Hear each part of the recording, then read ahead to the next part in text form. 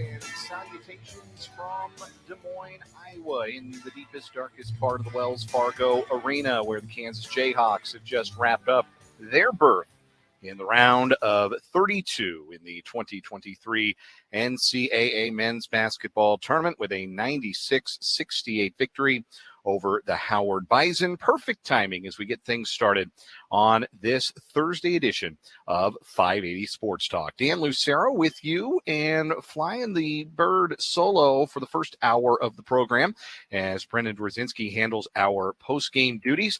Later on in the program, you're going to hear what KU players and interim head coach Norm Roberts had to say at the podium. We might even get you some locker room audio as well, but that is all going to come up in the 4 o'clock hour contractually. Of course, there are some things that the NCAA lets us do and does not let us do, and one of those things is we're not permitted to air press conferences live, so we're not going to do that.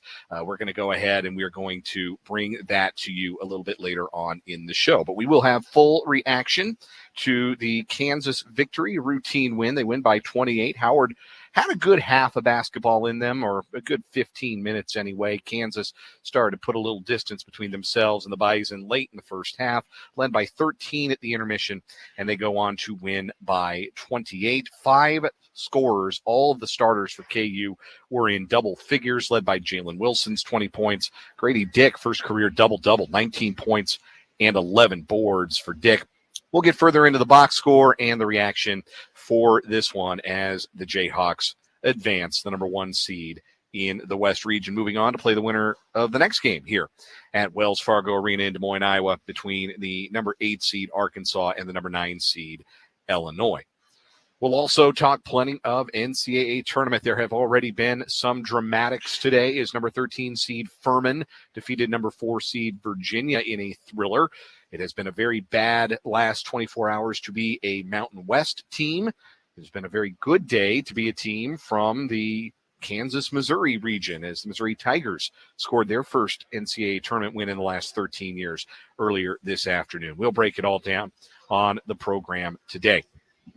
We will also have our traditional Thursday segments, the things you've come to know and love from the program, just live on location. We're going to talk to Rick Peterson from topsports.news for our Invista Credit Union high school whip around, get Pistol's thoughts on the end of the high school basketball season from last weekend's state tournaments, and get his thoughts perhaps on some upcoming spring sports as well. Always enjoy when Pistol joins us on Thursdays around 3:35, and he's going to join us again today. We'll talk to him in this opening hour. We'll get you what is wrong with you. We'll do our headlines at the top of the 5 o'clock hour. We are once again out at 5:30 today, making way for coverage from the women's NIT. The Kansas State Wildcats are in the NIT, and it's an in-state battle for them tonight as they host Wichita State at Bramlage Coliseum. A 6 o'clock tip-off for that one will make way at 5:30 for the pregame coverage of that. We appreciate you joining us, however you're listening, whether you're tuning in terrestrially on 580 WIBW or FM 104.9, or if you're listening online at 580WIBW.com, or if you're checking us out on the YouTube stream. Hello to all of you. YouTube.com/@SportsOn580 is a place to find our YouTube stream every day. That is youtube.com/SportsOn580. Make sure you subscribe to the YouTube channel so you can see all of our live video content. We welcome your comments in the YouTube stream, in the chat. It's a lively place, lots of regulars. It's a friendly place, so jump on in with your thoughts, your questions. We love to hear from you there. We will also take your texts as well, looking for your reaction to Kansas's win here in the first game of 4 today at the Wells Fargo Arena in Des Moines.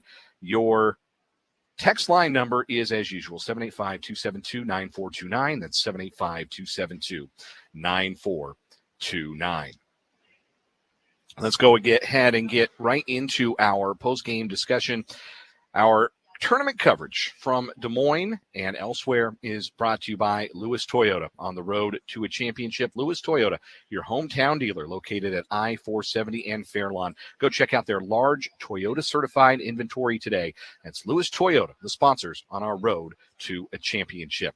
And Kansas took the first step on their road to defending their national championship today with a 96-68 victory over the Howard Bison, a game that was close throughout the first half. Howard actually led as late as the 6:10 mark of the first half. They had a 32-31 lead, but Kansas would close the first half on a 19-6 run, and Howard was not able to draw much closer in the second half. Kansas outscoring the Bison by 15 in that second half to ease to the 28-point victory. It was not the most crisply played 40 minutes of basketball. The second half in particular got pretty sloppy at times, but it's hard to be disappointed when you shoot 52%, 41% from three, 85% at the free throw line. You go 50, 40, 84, 80. 50, 40, 80 is pretty darn good. 52, 41, 85, yeah, you take that every single day. That's going to beat a lot of teams, and that's what Kansas did from the field in this one. Howard, an excellent three-point shooting team.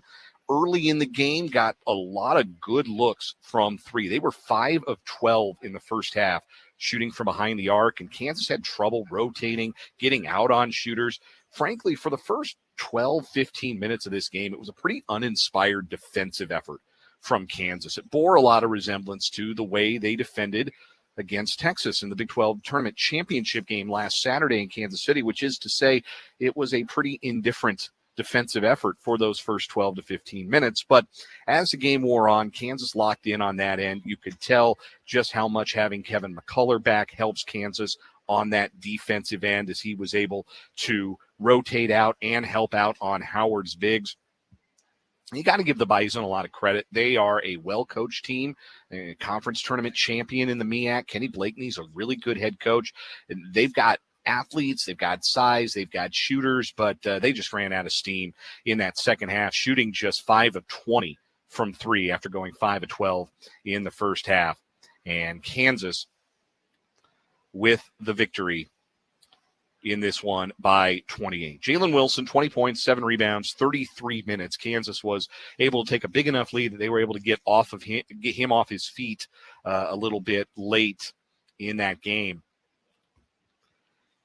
8 of 16 from the field, only 2 of 7 from three. The three-point stroke has gotten better. He went through that funk where he didn't make one for a couple of games. He's shooting more confidently, but didn't shoot it great from behind the arc today. But as is the norm, there just aren't a lot of teams that have guys who can guard him when he drives, when he gets the ball in a scoring position in the paint or near the paint. And Howard certainly did not. He was 6 of 9 on his 2-point attempts, made his only free throws, contributed 7 rebounds as well. Solid overall game for Jalen Wilson. Grady Dick, first double-double of his Kansas career, 19 points and 11 rebounds. And yeah, the criticisms of Grady Dick's defense are generally warranted. I would say he is a defender who at times can be indifferent, at times can give silly fouls, at times can lose his assignment. It is the aspect of his game that needs the most work. I thought in every other capacity he was awesome in this game. He was extremely active on the offensive glass, had a couple of big putbacks, including a putback slam dunk, tip dunk, that got the crowd going here at the Wells Fargo Arena. Also handed out 5 assists in this game. But what I really liked was Grady Dick's willingness to go inside the three-point arc for his offense. He hit 3 of his 5 threes, but he was 7 of 13 from the field. And I think that's what Kansas needs from Grady Dick. They're going to need him to be a consistent 15, 16, 18, 19 points in this NCAA tournament if they're going to make a deep run. And he was really good in that capacity in this game, playing confidently, active on the offensive glass, active cutting, looking for his opportunities on offense. It was a really good game on that end for Grady Dick as he finishes again with his first career double-double. KJ Adams, 13 points. DeJuan Harris with 11 points and 7 assists.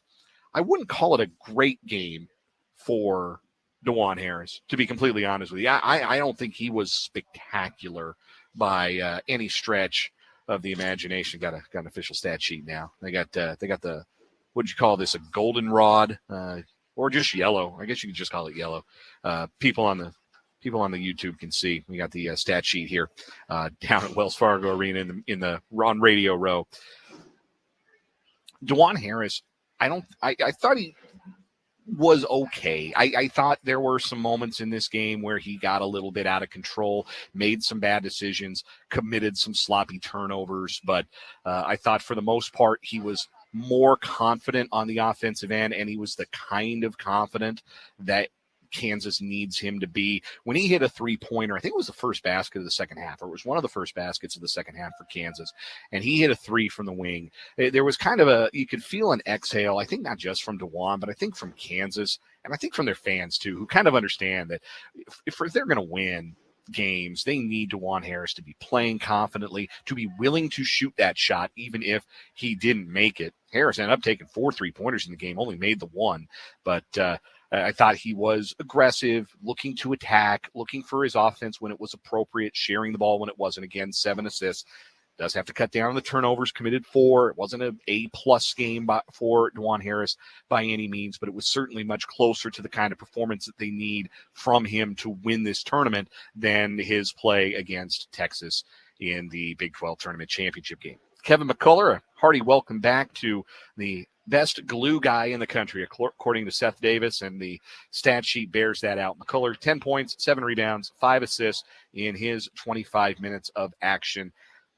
KU's rotations, KU's defense, everything makes more sense when number 15 is on the floor. He's just that connecting thread that makes it all make sense. And the difference between Kansas with him and Kansas without him is significant. He played 25 minutes in this game. Again, by all accounts, his back is feeling better, and he has continued to improve from his back spasms. And if Kansas has a healthy Kevin McCullough, that's really going to go a long way towards their success in this NCAA tournament. A little bit of bench production in this game. Joe Yesufu, 8 points on 14 minutes of play, knocked down a couple of threes. That's all Kansas needs from him. Hit the open shot. Make sure you're contributing in a positive way, because Yesufu, again, not the best defender in the world. He's going to take a little bit off the table on defense. If he can add something to the table on offense to balance that out, then those are going to be valuable bench minutes. Bobby Pettiford played 15 minutes. KU got into some foul trouble late in the first half,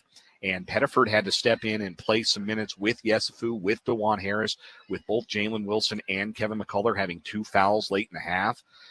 And I thought Pettiford, again, the stats are going to jump out at you. He had just 2 points. He made a pair of free throws, 0 for 2 from the field.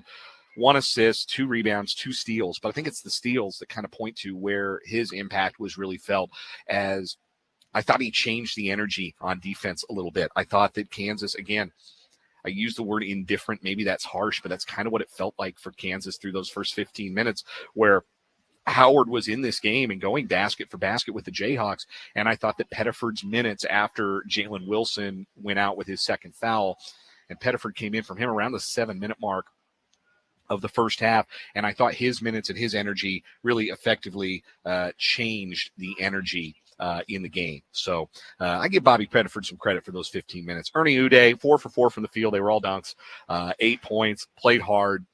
I love watching I love watching Ernest Uday play. I compared him on Twitter to like a Labrador Retriever puppy.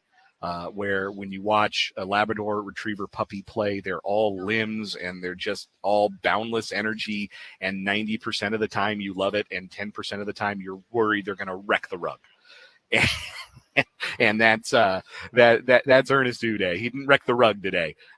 Good activity, I thought, on both ends, and contributed 10 good minutes off of the bench for the Jayhawks. I got to give Howard credit. Like I said, I think that's a well-coached team. They're really young. I thought their most impressive player today was a freshman, Shai Odom. Had 15 points and 8 rebounds. At one point, a funny thing on Twitter, I listed him as being 6'9". He's not. He's 6'6". His teammate, number 24, not number 22, Jordan Wood, not Shai Odom, is 6'9". But Shai Odom was playing like he was 6'9". So it made all the sense in the world to me to say, yeah, that guy, he's 6'9", that's for sure. So I would say that giving a lot of credit to this Howard team is well-earned, well-deserved. And if you can see me on the video right now, I seem to have misplaced my press pass, which is bad. I think it might have fallen off behind me. I bet it did. And I'm going to have to find that probably. Otherwise, I might be confined here for the rest of forever. They're never going to let me out if I don't find that media pass. Oh, there it is. It's on the floor. Found it. This is great radio, guys. Even better video. There it is. I got it. All right, we're good. Anyhow, moment of panic there. We're back. It's this live radio for you here on 580 Sports Talk underneath the seating area here at the Wells Fargo Center in Des Moines.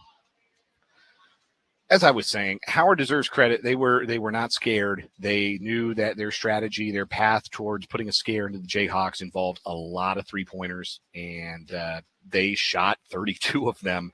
But unfortunately for the Bison, the well kind of ran dry on them. They were 5 of 12 in the first half, just 5 of 20 from three in the second half. And Kansas defensively had something to do with that. They played with a little more urgency on that end and got out to challenge a little bit more. And so that was a big part, I think, of that improvement for the Jayhawks in the second half. So Kansas is moving on. We are going to, again, later on in the program, hear from the interim head coach, Norm Roberts, which, in case you missed what happened earlier today, it was announced that Bill Self was not going to coach this game, that Self himself told Greg Gurley of the Kansas Radio Network that he just didn't feel ready to coach today, so he was not on the sideline. Norm Roberts guided the Jayhawks to the victory. He's now 7-1 as the interim head coach this year. And so Bill Self remains day-to-day, did not coach this game. So we're going to hear from interim head coach Norm Roberts. Looks like Grady Dick and KJ Adams are the Jayhawk players at the podium. So we're going to hear from them a little bit later on in the show. And we'll get their thoughts. We'll get their analysis. Brendan Dworzinski will join the program, and we'll get his thoughts and analysis on this round one win for the Kansas Jayhawks at this year's NCAA tournament. 96-68, the victory over Howard, a 28-point win, which is a number that may be significant to some of you who had an interest in Kansas winning by perhaps 22 or 23 points. So Jayhawks take care of business, and now they await the winner of the next game, which will tip off here in about 11 minutes from Wells Fargo Arena. The number 8 seed Arkansas Razorbacks, the number 9 seed Illinois Fighting Illini. And as Kansas moves on to play one of those two teams, we'll talk a lot more about that, obviously, on tomorrow's program when we will know who KU's opponent will be. And we've had a chance to hear from that team and had a chance to hear from Jayhawks players and coaches. But those are two teams that if you'd said before the season that Illinois and Arkansas would be an 8-9 game, I think you would have had a lot of people really surprised by that. Those were teams that came into this year with substantially higher expectations to compete in their respective leagues. In fact, Arkansas was picked as the runner-up in the SEC this year. That did not happen. They dealt with a lot of injuries. They dealt with a lot of inconsistency, volatility, which might just be kind of something that comes with the territory when you have Eric Musselman as your head coach. That volatility is kind of part of the whole thing. For Illinois, they were another very up and down basketball team this year. So we are going to keep an eye on that one. Obviously, I won't be bringing you live coverage of that one, but we'll keep you abreast on what happens in that matchup between Illinois and Arkansas, with the winner playing Kansas at a time to be determined on Saturday. But we've got a lot more show to get to. We're going to take a quick break here on 580 Sports Talk. On the other side, Brendan Dworzinski is going to join me. He has returned from post-game duties, and we're going to get his thoughts on this game and the other happenings so far today. In the NCAA tournament, we've already had one double-digit seed victorious. It has been a good day for both sides of the border war. We'll talk about all that and much more coming up after we take this first break here on this Live on the Road edition on the Lewis Toyota Road to a Championship from Wells Fargo Arena in Des Moines on 580 Sports Talk.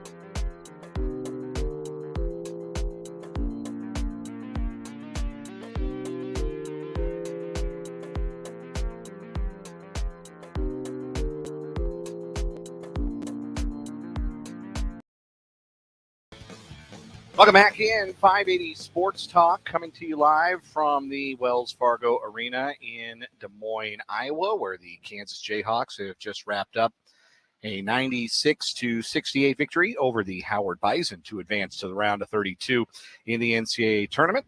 Dan Lucero with you. Brendan Brzezinski is with us now. Brendan has completed his post-game duties, well, at least the part that requires him to be far away from us and not behind a microphone. So, Brendan, how was the press conference? Anything interesting that we're going to hear later on? You know, it was good. We heard from Grady Dick, KJ Adams, Norm Roberts. Obviously, first things first, which everyone is most concerned about at this point is the health of Bill Self. Still pretty much what we've been hearing. Same thing day-to-day for the time being, feeling better, able to interact with the guys, but it's still going to be a while until we are able to see him, or we know for sure whether or not he is able to coach going forward, what he's going to be able to do in terms of media responsibilities coming up tomorrow, all things like that. So that's the number one thing that we got to just now. A couple interesting points about Grady Dick's first career double-double, the fact that it was his first career NCAA tournament game. He's a Kansas kid, dreamed of this, always was a KU fan, all those certain things. So some interesting notes there. I asked them a little bit about the defense and what changed, because I think it's fair to say that was not exactly the crispest defensive game we've ever seen from the Kansas Jayhawks. I referred to the first 15 minutes defensively as indifferent.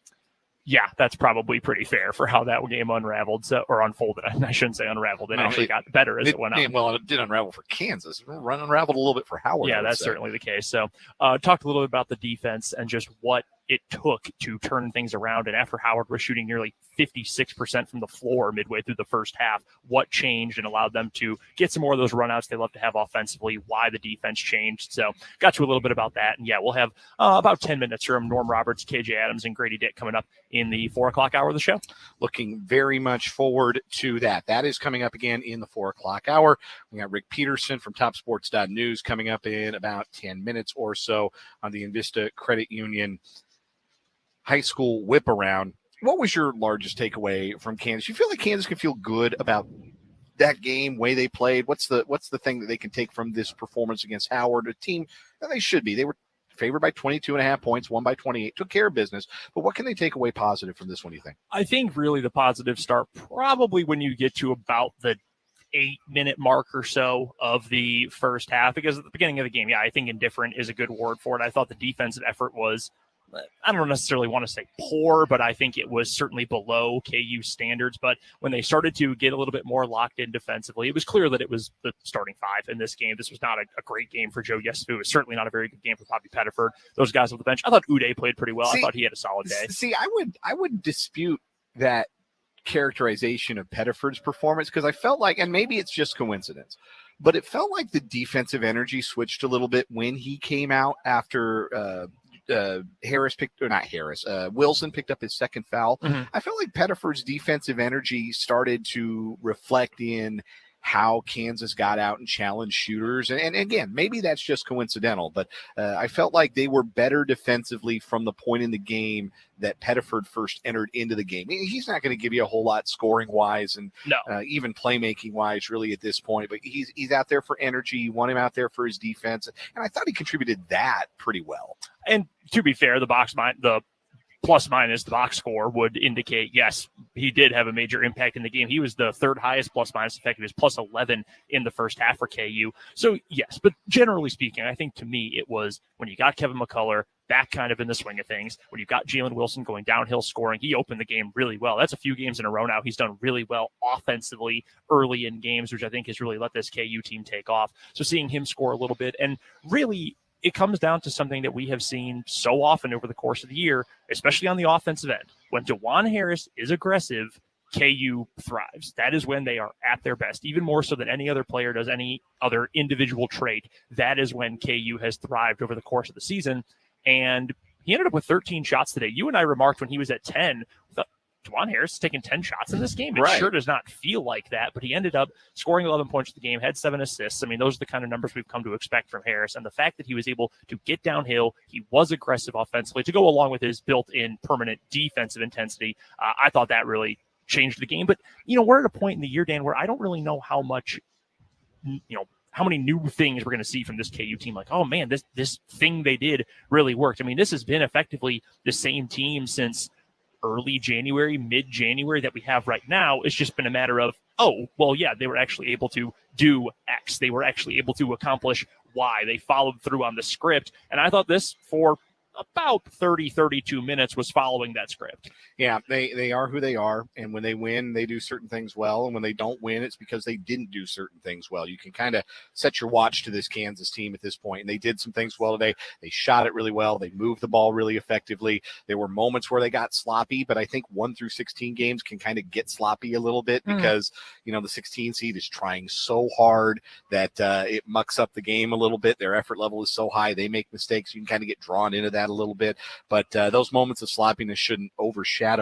Kansas put up 96 points on 52, 41, 85 shooting. That is going to play. And the other thing, too, that we should bring up, and I'm not trying to turn this into, oh, my God, watch out for Howard. Like, oh, they're the scary team next year. Nothing like that. But, I mean, Howard played well. They played about as well as you could hope, generally speaking, a 16 seed who has lesser athletes and a very clear path that it requires to win. They played about as well as they could. They were tough. They missed a bunch of shots at the end of the game. They were brutal from deep in the second half, which I'm sure you touched on earlier. But I think overall, it's just solid game for KU. It ended about the way you would expect. If you had told me, yeah, they're going to win by, 28 points? Yeah, that sounds about right, especially if they're able to kind of get in a rhythm, maybe had to feel it out a little bit extra early. They get hot late. Yeah, that sounds about right. That's what I would assume would have happened in a game like this. Other action so far today in the NCAA tournament. One Big 12 team is already eliminated. West Virginia, who started red hot against Maryland, completely wilted, and even having a late lead gave that away and ended up losing by a deuce to Maryland. So West Virginia is out of this NCAA tournament. Virginia is out of the NCAA tournament, eliminated in the first round for the third time in 4 years. You want to take a victory lap on that one? In that other year, they won the national championship. But this is who Virginia is. They're not built for March.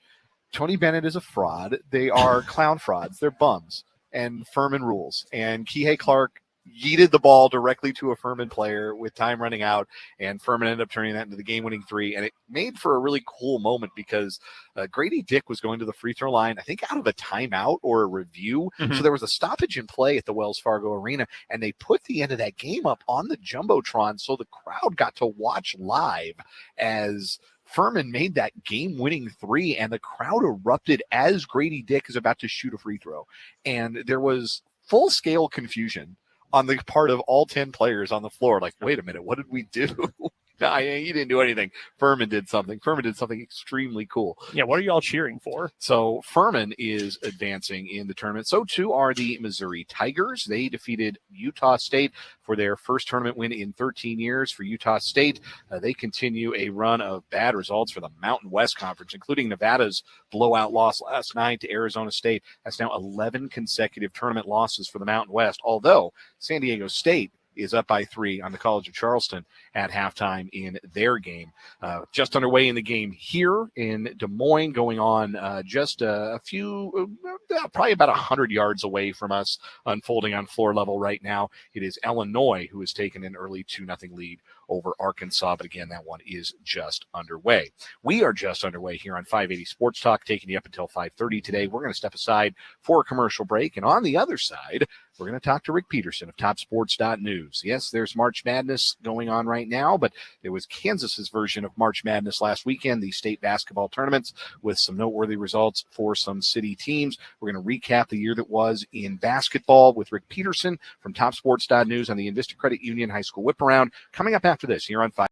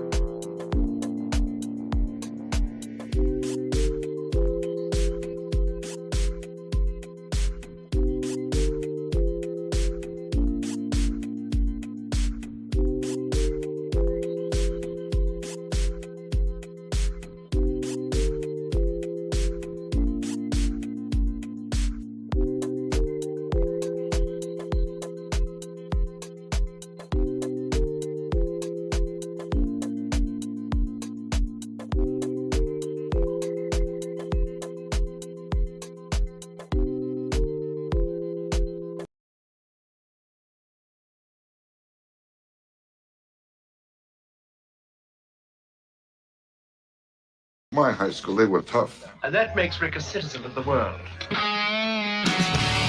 We are, of course, live from Des Moines and the NCAA tournament on the Lewis Toyota Road to a championship here on 580 WIBW today. But right now, we're going to take a quick pivot from the NCAA tournament, and we are going to send things all the way back to the capital city where we talk to Rick Peterson from TopSports.news. It's the Invista Credit Union High School Whip Around here on 580 Sports Talk. First thing I've got for you, Pistol, before we get to recaps from state basketball this past week, I've got to ask, are you a bracket guy? Do you fill out a bracket, or are you more of a, hey, I'm just going to watch the games, enjoy the games, and not worry about the stress of it?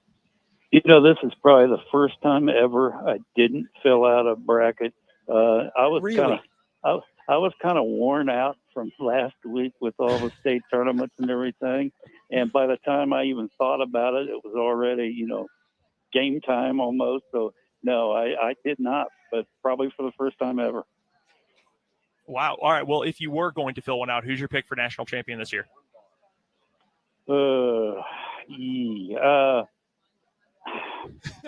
It seems to be hooked. It seems to be set up for Houston, I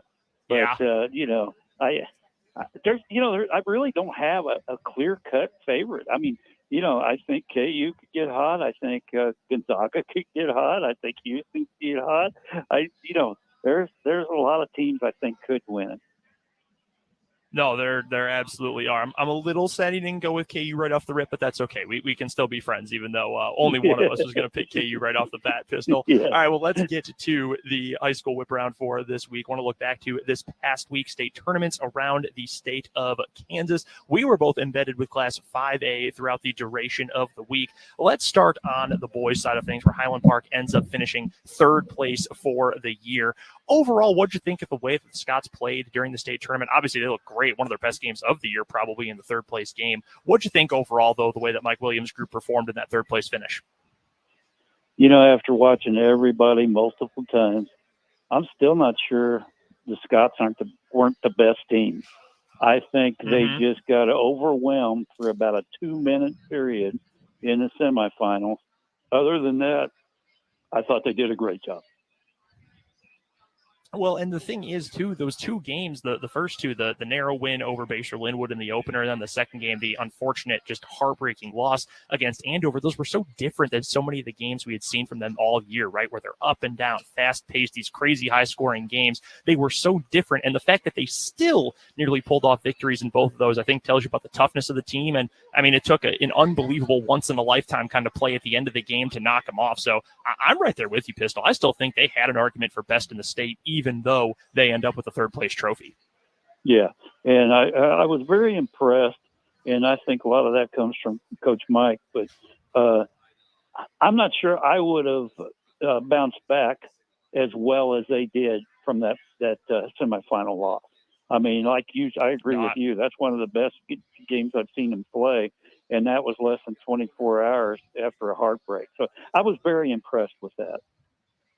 Yeah, they did a heck of a job in that game. We should touch real quick on the 5A girls side of things, since we were, again, both there for all those games in Emporia. Unfortunate quarterfinal eliminations for both the number 1 seed, the Seaman Vikings, as well as for Highland Park. But, man, I tell you what, Pistol, I think the two best teams, maybe in the state, maybe in any class, were the two Catholic school teams from the Kansas City area in that class in 5A, between Aquinas, which, of course, won the title again, and then St. James, extremely impressive as well. I actually thought that St. James might win that title this year, but Aquinas just has a stranglehold on it. I mean, when it comes down to title time, what is that, 7 now? You're just going to have to really come up with something special to get it done against them. Yeah, they are truly unbelievable. And I think the encouraging thing, too, Pistol, for both of the city teams that made it to that point, and yes, you don't want to get eliminated in the quarterfinal and not get those 2 extra games, whether they're consolation, championship, whatever, but it's the fact that both of those teams are so young. I can't remember. It might be 1 or 0 seniors who were on the team for Highland Park, and for Seaman, I think it was just 2. It was, the 6th and 7th players off the bench, Schumann and Anderson. I mean, both of those teams, I think it's pretty easy to say, should be back in a similar position a year from now. Yeah, I think it was and Coach Brown and I have talked a lot, and I think it was just good for them to get that atmosphere, get that experience of being at state, and they did. They had 0 seniors. So I think they'll be ready to go. Amelia Ramsey will be better than she was this year, which was very good. All those other young girls will get better. So I think they, that first game, obviously, we've talked about Aquinas. They probably weren't going to beat Aquinas, but they saw what it's like to be a championship team and where they need to go from here. We're chatting with Rick Peterson from TopSports.News. It's the Invista Credit Union High School Whip Around here on 580 Sports Talk. You can follow Pistol on Twitter at Peterson_Rick. And of course, you can go check out all of his great work covering preps teams around the city, plus Washburn over at TopSports.News. Let's move down to Wichita in Class 6A from this past weekend, Pistol, and just a heartbreaker for Washburn Rural. They came so close to a second consecutive championship. It's amazing they got there in the first place, but man, I'm not sure I can think of a more heartbreaking way for a season to end. Maybe Highland Park's boys are up there too, but man, so close at the end, Pistol, and they just didn't quite have enough juice. Maybe. Okay, you said heartbreaking for rural girls. You said heartbreaking for Highland Park boys. I'd throw Washburn Rural boys in there. I mean, that's true too. Just 3 really, really heartbreaking losses, and it's just, when you're around those coaches and the players as much as we are, you kind of feel it, because you kind of feel for them, because you know how much work they put into it and how much work their teams put into it. But you also mentioned it. I mean, Washburn Rural girls, one of their best players didn't go out. One of their other best players tore an ACL before the halfway point of the season. So for them to get as far as they did and have a great chance to pull out their second straight state title, that speaks highly for Coach Bordewick and his team. You've been around Pistol for the vast majority, if not all, of Kevin Bordewick's time coaching here in the city. And I know, there's been so much success and so many wins. And I know it's hard to stack up one year versus another. But, getting to the state championship game, coming in within mere points of winning another state title with players not coming out, with injuries and all that, do you think that stacks up as maybe one of Kevin Bordewick's best coaching jobs overall? Definitely. I'd say it definitely does.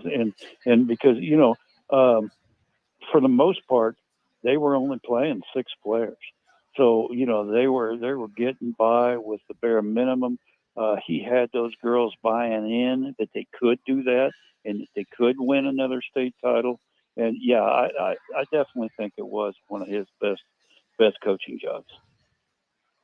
Talking to Rick Peterson from TopSports.News. It's the Invista Credit Union High School Whip Around here on 580 Sports Talk. Pistol, 2 other teams from the county made it to the state tournaments. We'll touch on them real quick. We'll go to Class 4A here in the Hayden girls. And I think for Hayden, it's a very similar kind of proposition we talked about with both Seaman and with Highland Park moments ago. Unfortunately, you run into a buzzsaw program like McPherson, in the first round of the 4A tournament. But that's a Seaman team, again, it's a Hayden team that is going to bring back so much talent next year. You look at players like Briley Meyer, you look at Norma Greco, so many of those. Kalia Fulton, I know, had a really good year for Carvel Reynoldson's group. That feels like another team that is just really on the precipice of something big. Yeah, and again, I think that kind of experience, the state tournament is different than anything else. So you got to experience it. And to just be in there in Salina and experience it, and everybody knows how good McPherson is and how good that program is. So that's not I thought they could play them tough, closer than they did, but just being there and getting that experience, I think will pay dividends for them next year. The other team from the area we should get to that finished up with a 4th place finish down at Class 3A girls, Kyle Porter's Silver Lake Eagles. What a phenomenal year for them. And man, they got so darn close in their semifinal game. They were so close to making it to a championship, Pistol, and again came up just short against another really darn good program. That Silver Lake team has been so good since Kyle Porter took over, and it's 3 times now to state in a row. Just some final thoughts on the year they were able to put together and making another deep run to state. Well, I think, first of all, I want to say I thought that 3A tournament at the top was as good as there was in the state in class. Phillipsburg and Goodland and Silver Lake are just really, really good. Silver Lake had 1 loss and they were the number 3 seed. So that was a very tough tournament to get by. if you said it, if a break or two go the other way, they're in the championship game. And then I tend to, for Mike Williams' Highland Park team, I thought it was important to have a third place team. But on a general basis, I hate third place games. And you lose that tough. Silver Lake loses that tough semifinal, and then has to come right back and play third place against a very, very good team that was in a similar position. And I think that's hard to do. Do you think that's anything that'll ever go away, Pistol? During the COVID year when they changed so many things, that would have been the 2021 season when they, had the home sites for the first weekend of the tournament, which was easier for traveling to, but I think a little less fun than having, everybody kind of congregating for one big event. But they moved things around. They didn't have the third place games that year. Do you think that's ever something that's going to go away? Because I agree. I mean, there's reasons why it can be a positive, but I feel like it's also kind of an opportunity for a lot of teams to say, well, we don't really care about this because it's not the big one. I don't think it'll go away necessarily. I do think, like in the spring when you have weather concerns, a lot of times they don't play it. And I don't think it hurts anybody not to play it. I would like to just have them give 2 third place trophies and call it good. You end up with with something good to cherish that memory by getting a third place trophy and send you on your way and just relish a good year. But I think we're probably in it for the long haul.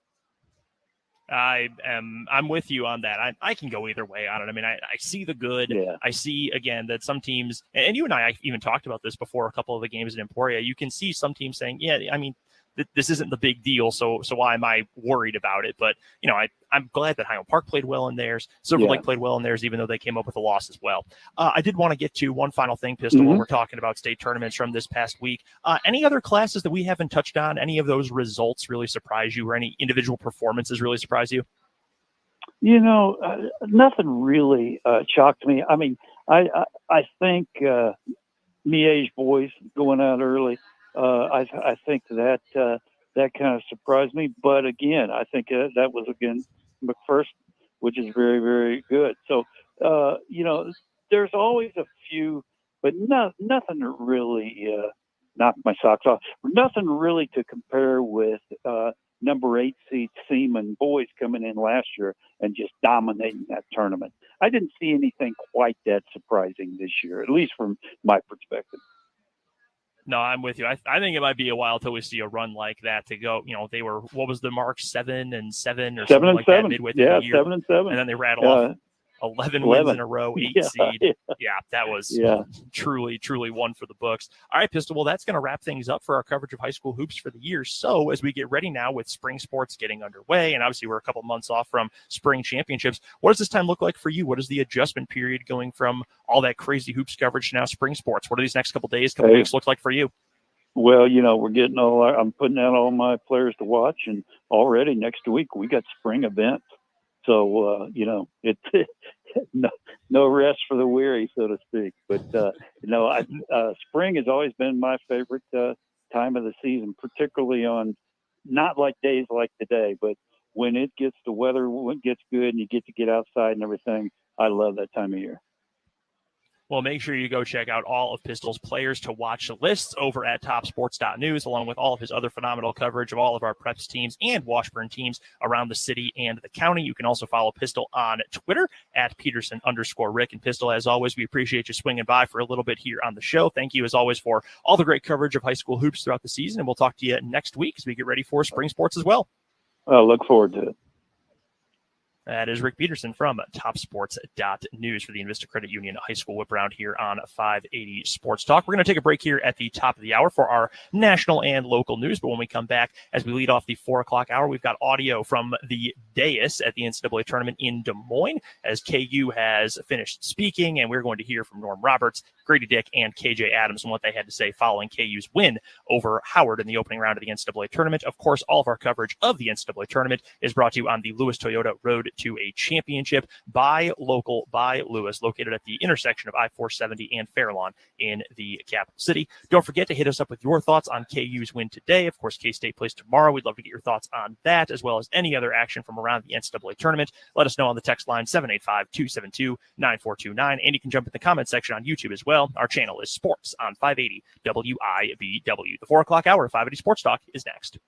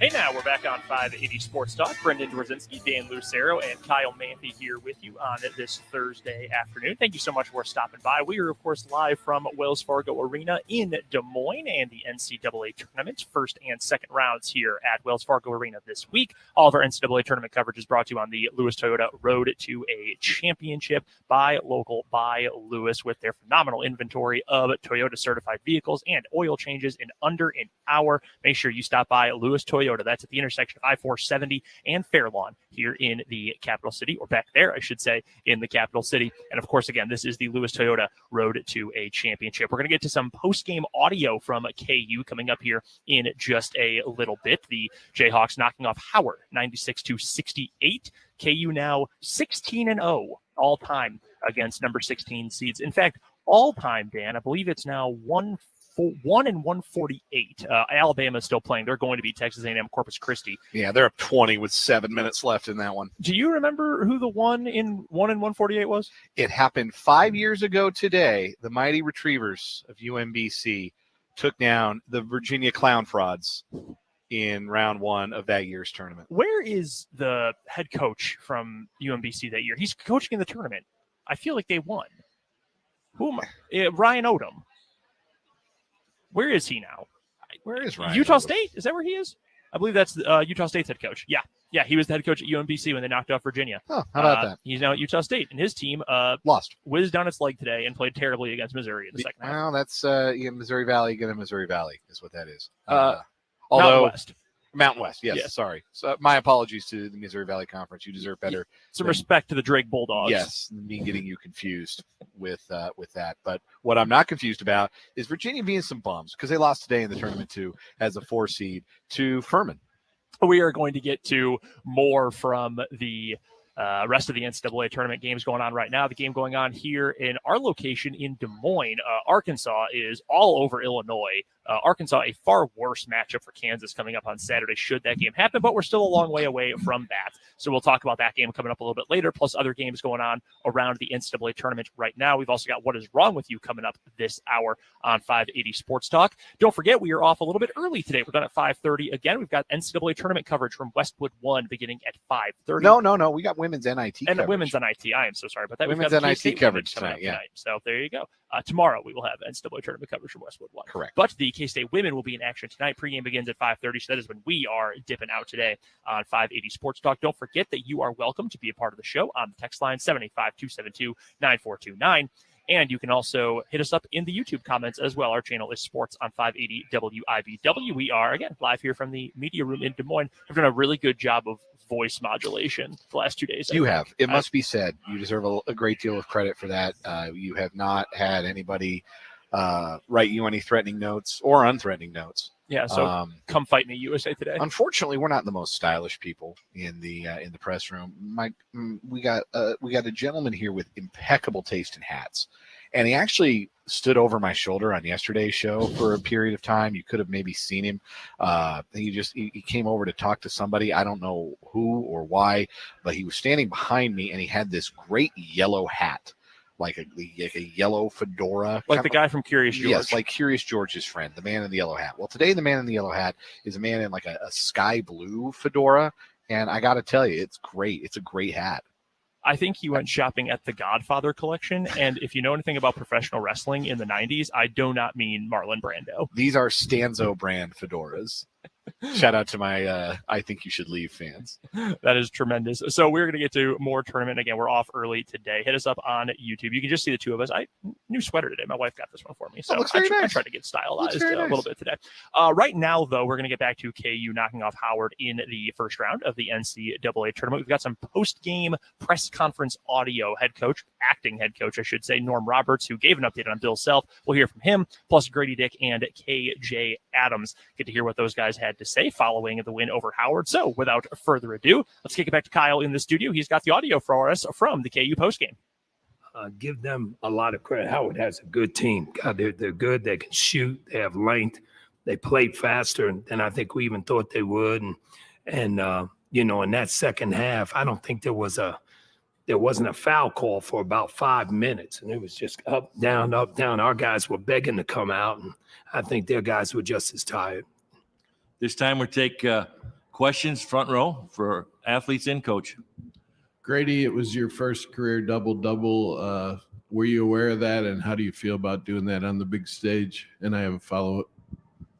I mean, yeah, it's special. I mean, it's obviously my first one, so it means something. But, at the same time, I think I kind of knew towards the end of the game. But, I was just kind of trying to use the face guard in my advantage and try to get some, rebounds where, guys couldn't really see me. So, just trying to. KJ, could you comment on Grady's play? And also both of you, like Norm said, it was a fast up and down game. Was it great being out of the Big 12 conference and playing a game like that? Yeah, it was the Big 12 really prepared us for moments like this and games like this. And Grady probably had a little breather. They weren't face guarding him as hard as usually teams were, so he got a little breather. And he just makes good shots, and that's what he did today and got on the boards. Other questions for our head coach and student athletes? And the left side on. Go ahead. Yeah, KJ, what was I know you like to get up and down, and today was clearly an up and down game. What was the fun factor for you out there today? Just being out there with my guys. This is one of the biggest stages you'll ever play in. So just being out there in general is the best part. And then, of course, when you go up and down and fast pace, fast score, it's really fun to be out there, and just the environment is amazing. We're going to go, Greg, please. Greg Eklund, this is for Kansas Public Radio for Grady. Your first NCAA tournament game, what was the feeling like during warm-ups and everything leading into this game? It was great. I mean, this is, growing up in Kansas and going to a lot of the open practices when they were in Kansas City, it kind of just, made me want to, be in there, one day. And that was my goal. And, to actually being here and get my first taste of some March Madness it's special to me and, my family. Other questions? Front row again. To the guys, when did you find out Coach Self wasn't going to answer the call today because he's still recovering? We'll go. And I have a follow-up. Go with KJ first and Grady. We found out probably this morning. He's just day by day, just taking it time by time and just doing the best he can to make it out here. Yeah, just what KJ said, and back him up day by day. And, he's doing doctor's wishes, and hopefully, we get back and, hear from him first thing and what he liked out there and, what he didn't like. So I was just wondering, in a game that fast-paced, do you get more tired than any other game this season? I mean, there was a little part of it where I was, pretty exhausted. But those are the most fun games when, you're going up and down and anything can happen. And we just, need to, when those times like that happen, really just buy into that defensive side, and including me for sure. Going to go in the back on the aisle, then we'll come to you over here. Brendan Dorzinski, WIBW Radio in Topeka. Grady, this one's for you. Early in the game, Howard was shooting lights out, especially from deep. At one point, I think they were almost 56% from the floor in the first half. What changed for you guys defensively that led to tougher shots for them and then runouts for you guys on offense? Just our preparation for the week. We knew, I think they had 4 guys over the season that have shot over 100. So we just knew they were going to come out blazing, and, hats off to them because they did exactly that. But I feel like we just had to, adapt to the game and really just try to run them off the perimeter. And I feel like we did a better job throughout the game of that. Montradave DT, Coach, there's a lot of transition play both on your side and for them. Was that a part of the game plan or something that you guys adapted to on the fly? No, we always want to play fast. We're better when we play fast. I thought Juan had a game that's not really like his type game. He doesn't turn the ball over like that, and I think he got fatigued, and he made a couple of bad passes. We made a couple of wrong adjustments too, but we like to play fast. They got up and down, and we knew if we could rebound the ball, which we didn't do a great job of that today, but if we rebounded the ball, we could get out and have some opportunities, and that happened today. Other questions for our coach or student athletes? Please raise your hand. You cannot record this. Okay. It's name and affiliation first, please. Thanks. Nigel Dice with KCCI. Great. Question for Grady. Just how special is it to be a Kansas native? And then obviously you have a chance to help your program, repeat back-to-back national championships. How special is it to have this big of an impact on this team as a freshman? How special is all this? Oh, it's super special. It's always special when you play at Kansas. But, like you said, me being from here, I think, it means even more to my family and seeing my siblings go through here. I've been on campus since I was little. So the fact that I got to be in the shoes to play for this university is a dream come true. Front row.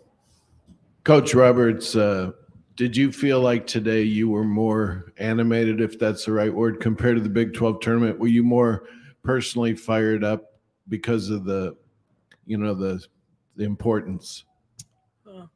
Probably a little bit. Probably to say I wasn't would be wrong. Yeah, I probably was a little bit more animated today, just because we knew what they were capable of doing, and we didn't guard it right in the beginning and let them get off too many easy looks and got beat back door. Those are things that we had discussed, said we didn't need to have happen. So I probably was a little bit more animated today.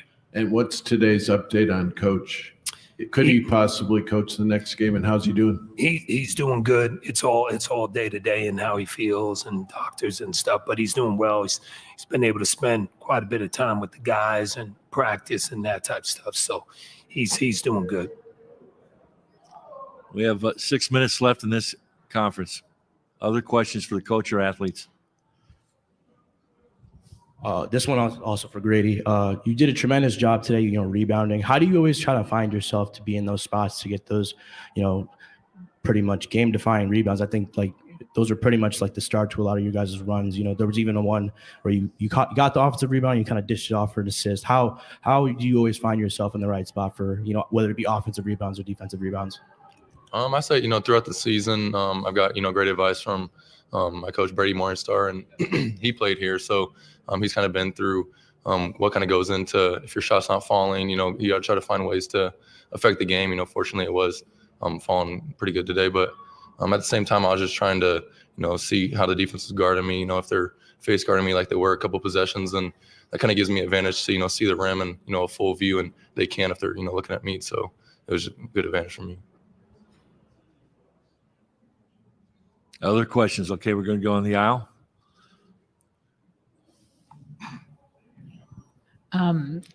KJ, Grady, y'all got some of the guys who maybe don't get to see the floor as much in at the end of the game. Can you talk a little bit about what they contribute to you guys as you go through the postseason and their importance to kind of that team culture? Yeah, all the guys, especially Bobby and Joe, all have a good energy that helps the team no matter what. If it's practice or playing in the game, they always help us in energy points and just knowing the game and helping us when they're on the bench and when they're out there. So it's just good to see them get a little bit more time than they usually do. Yeah, it was great. I mean, when you got, a whole team that wants, one goal, that makes the team great. And throughout the whole season, those guys have been, helping us. And I feel like we've been, striving to just be one the whole season, and we've done a good job of that. Any other final questions? Okay, in the back row, okay. Hey, Coach. Scott Chasen, KC Star. What was the best part of Kevin McCullough's game to you? And I have a follow-up on that. Everything about how Kevin plays. Kevin plays to win. He does all the little things, be it cutting to the basket, be it offensive rebounding, making the extra pass, and then he's a terrific defender. Kevin would be, if you put a quote by him, he's a winner. He's a winning player. He makes winning plays all the time, and it's not always making a basket. He makes winning plays.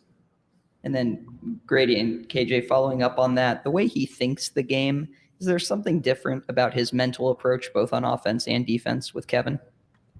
Yeah, I mean, when you have, his intelligence, and he just, like Coach was saying, he just knows how to play the game, and he sees a lot of things that not a lot of basketball players see, and we see that throughout, his experience with college basketball, and even, throughout scout and film, he always knows the answers and stuff like that. But that's just a great piece to when I'm, struggling with something throughout the game, I know who to go to and ask for advice.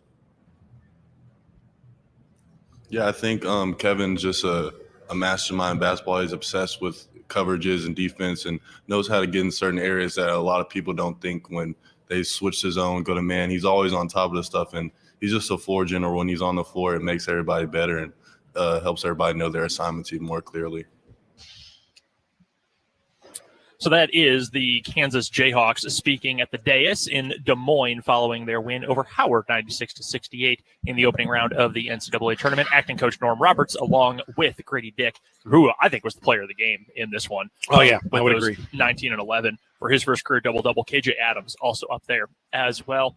It was kind of an interesting game overall. You know, you and I were talking about earlier how DeJuan Harris, I didn't really feel like he had 13 shots in the game. It was a quiet 13 shots, and he ended up having a really good day too. Much better than you alluded to me during the game than he played against Texas in the Big 12 tournament championship game. Still not A+ basketball from DeJuan Harris, which is that's when Kansas enters God mode. Like that's when they're unbeatable, right? When DeJuan Harris just has the entire game on a string and he's making every right decision and every right play. There were still a couple of times where he didn't make the right play, kind of got caught in the air on a couple of occasions, had a couple of really uncharacteristic turnovers for him, but still much improved from the Texas game. And it's the confidence of DeJuan Harris, even if he only makes 1 out of 4 3-pointers, the confidence to shoot them and the ability to even make one, make the defense respect you that much more, pull the defense towards you that much more. That opens up everything for everything else or everybody else. It sort of felt like a quiet statistical day for a few guys. Like you told me Jalen Wilson led all scorers with 20. Yeah, I mean, he shot the ball well, had 2 3-pointers in the game, 8 of 16 from the floor overall. I thought Jay Will played pretty well, got in some early foul trouble, but KU actually did a pretty good job, both when he got in foul trouble and then McCullough as well. Both had 2 fouls in the first half. I thought Norm Roberts did a good job managing their minutes late, and I thought that KU did a really good job holding on late in the first half to still go ahead, even though they couldn't have both on the floor at the same time. And Dick had 19 and 11. He was the best player in the game. But Harris, kind of a quiet 11. Kevin McCullough, I didn't even realize how many points he had scored till the end of the game. He has 10 points, 7 boards. KJ Adams had 13 points in the game. I would not have guessed that. I would have thought lower. I mean, you obviously have to get to 96 points somehow, but it just sort of felt like, to use and this phrase is so overused, but kind of a workman-like effort for this KU team. No one who really went crazy, and Wilson and Dick played well, obviously, but everyone just kind of handled their business the way they should, and that's what you should expect in a game like this. Yeah, I think you're absolutely right. That was a business-like, particularly last 20 minutes, I thought. There was, a stage in that game where it got a little goofy, got a little sloppy, but for the most part, the defensive effort and rotations improved. The ball moved crisply. The shot selection I thought was really good. It was a game that, sometimes, a high seed, you go down and you're trading baskets with a team longer than maybe you expect to. And that's how things get dicey in tournament situations. When you're the low seed and you get that high seed, that 1 or that 2 or that 3 to think, how the hell have we haven't put this team away yet? They're not going away. What's going on? But Kansas showing that tournament experience, because they could have had a moment of panic when Howard led with 6 minutes left in the first half. Yeah. They went on 19-6 run to close the half. And that I think shows you where this team is mentally. Their mental toughness and their championship level toughness really kind of kicked in there to make it a lot more comfortable at halftime. Because when you're in a close one at halftime, like Arizona's going through this right now. Arizona's up 1 on 15 seed Princeton at halftime in their game in the South region. And right now, they're in the locker room. They got 20 minutes to sit there because it's a longer halftime than usual. Yeah, they got 20 minutes. Feels it too. Yeah, and they got 20 minutes to sit there and say, what the hell is happening? Why can't we get right? And Arizona is still likelier than not to right the ship. But when you put that doubt in the mind of a higher seed, how they respond to it says a lot. And I think how Kansas responded to falling behind with 6 minutes left, 19-6 to close out the half, lead by 13 at the break, I think that says a lot about where they're at mentally. And that's what I tried to say on yesterday's show, and I think I almost needed an example of it happening to be able to really feel like I got the point across. I don't think I said it all that eloquently, but when you've got DeJuan Harris and Jalen Wilson, I'm going to take those two guys in a crunch time situation or an important kind of iffy situation on the court over maybe any other pair in the country. When you just talk about guys who are mature, guys who are calm, guys who have been there before, and guys who aren't going to do anything stupid. Harris did have a couple turnovers today where I thought, what? How did this? What? We don't ever see this from him usually, but I thought he overall was pretty good. And, when the game was actually in doubt, if you want to call it that, when Howard had those couple of 1-point leads in the first half, settled things down, got people in the right spot, made plays happen. KU was able to pull back ahead. Same with Jalen Wilson, who, again, even though he didn't need to be the greatest player in all of college basketball in this game for KU to win, there were a couple of moments early where, Jalen Wilson we need a bucket. Okay, get the ball to number 10. He's going to go make it happen for us. You asked me earlier. I'll ask you now that you got to hear the audio. Anything really stand out to you about what Norm Roberts, Gritty Dick, KJ Adams had to say? I thought that it was neat to hear them talk about Kevin McCullough there at the end and just how much regard they have for him and how important they feel that he is to the whole thing. I said and I don't know if it makes sense when I try to say it, but everything makes more sense for Kansas when Kevin McCullough's a part of it. When he's part of your rotation, when he's on the floor as one of your 5, just whatever lineup you have with him out there, it threads together. And when he's not out there, it just doesn't feel like it threads together in the same way, because there's so much he does, there's so much he's capable of, and the little things he's really good at, the attention to detail, things like that get lost sometimes when he's not on the floor. Yeah, Jalen Wilson's their best player, and DeJuan Harris has kind of been the barometer for how they're going to play.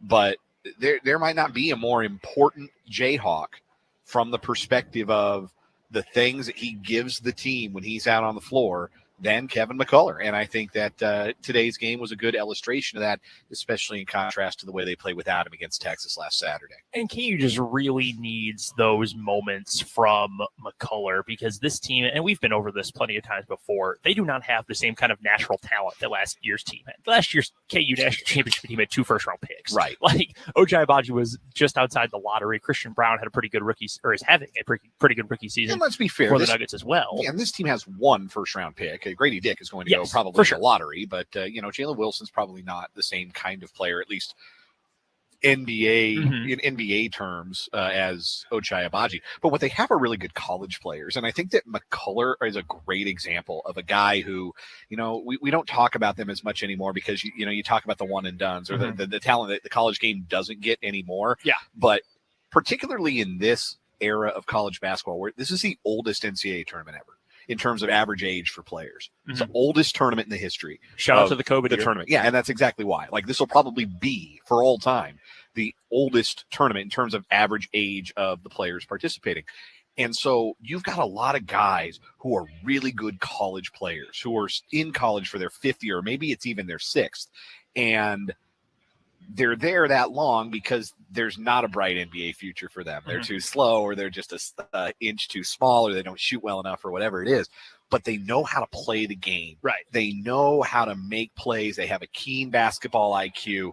And there are a lot of those guys in this tournament, and they're really going to be critical to whichever team it is that makes deep runs in this tournament. And Kansas's version of that is Kevin McCullough. And that's what I wanted to get to, is that it just, even maybe more so than last year, like, the pieces just fit. And when that puzzle gets put together, this KU team is, again, and I keep saying it, they are as good as anyone. And I'm not trying to turn a 1/16 win into, oh my God, this is proof that KU is the best team in the country or anything like that. But when everything is clicking, when everything is working right, this team can beat absolutely anybody. I'm still certainly sure of that up to this point.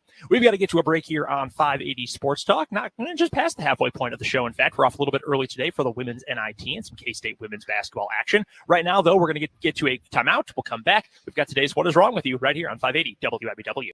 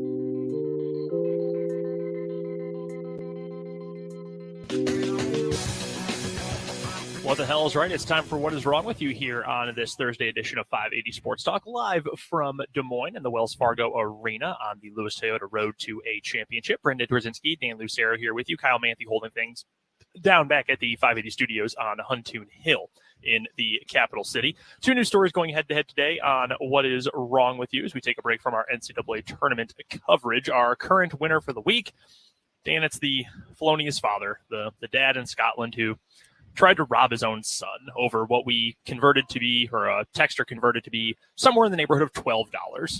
Put a knife to his face at the ATM. Didn't know who it was, just ran up on him from behind, put a knife to his face. And then didn't believe him. Yeah, when the kid was like, hey, it's your son. What are you doing? And they pulled down like his mask, and his dad's like, I don't care. I need the money.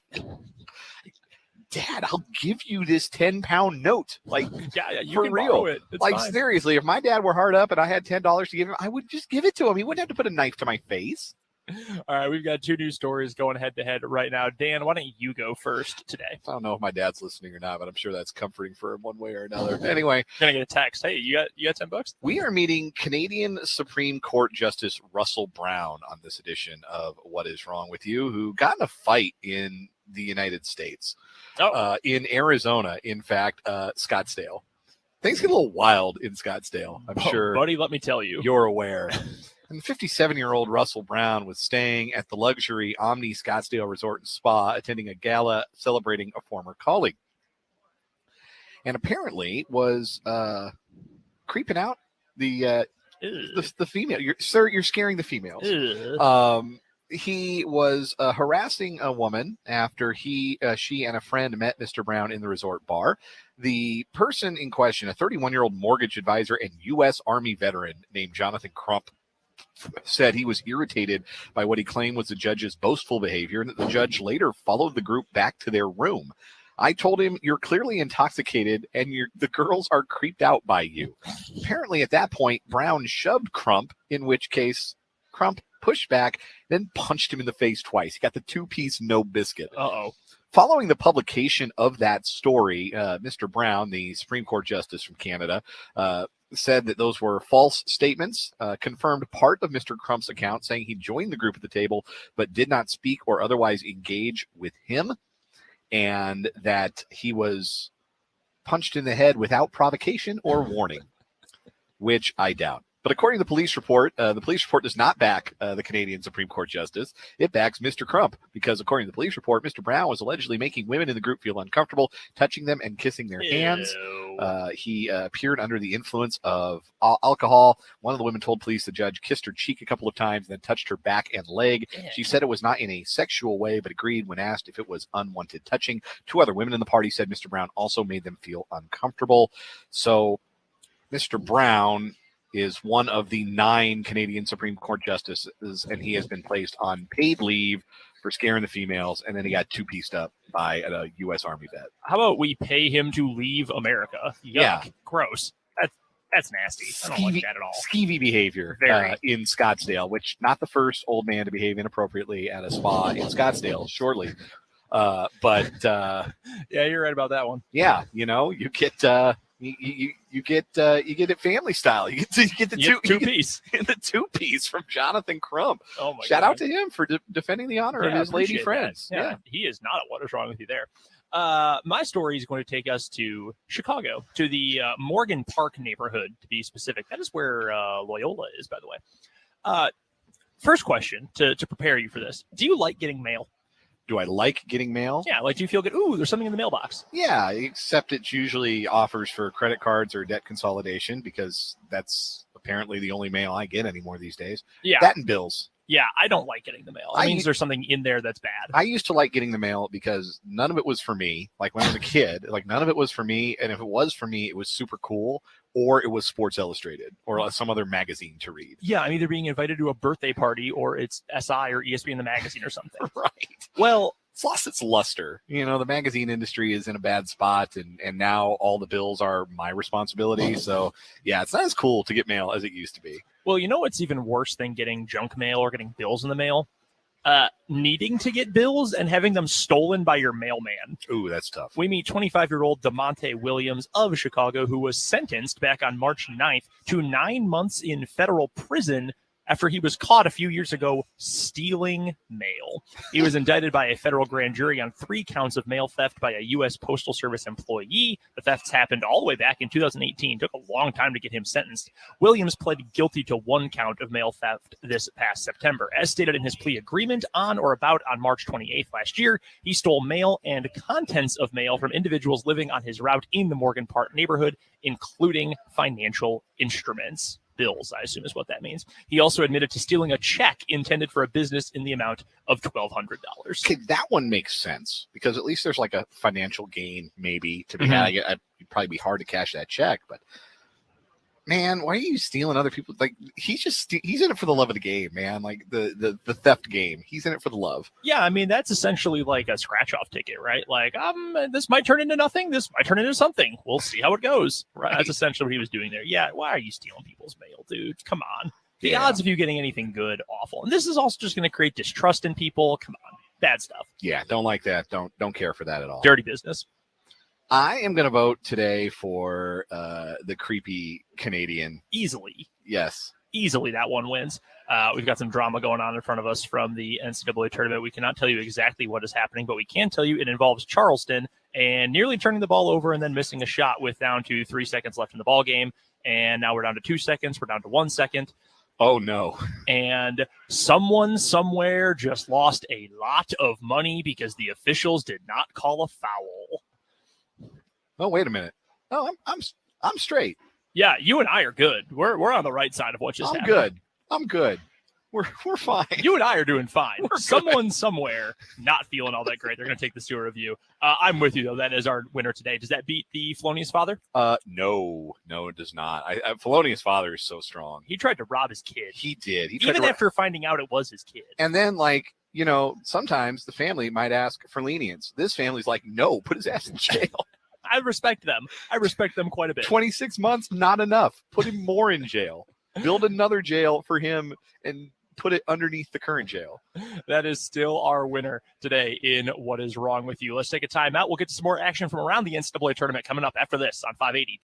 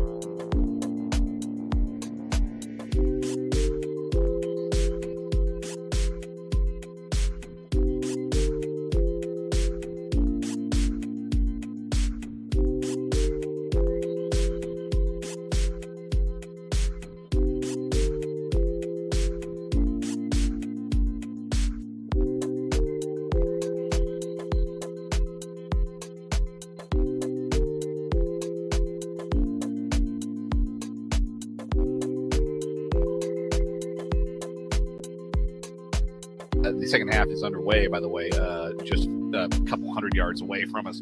Arkansas scoring early to jump out in front by 12. They led by as many as 14. The fascinating thing about Arkansas, and we'll get into this more if they do close it out. They do end up being Kansas's opponent. We'll get into it more on tomorrow's show. Arkansas doesn't shoot a lot of three-pointers. No. Like, they are going to try and get the ball in the paint, and they're okay with taking mid-range jumpers.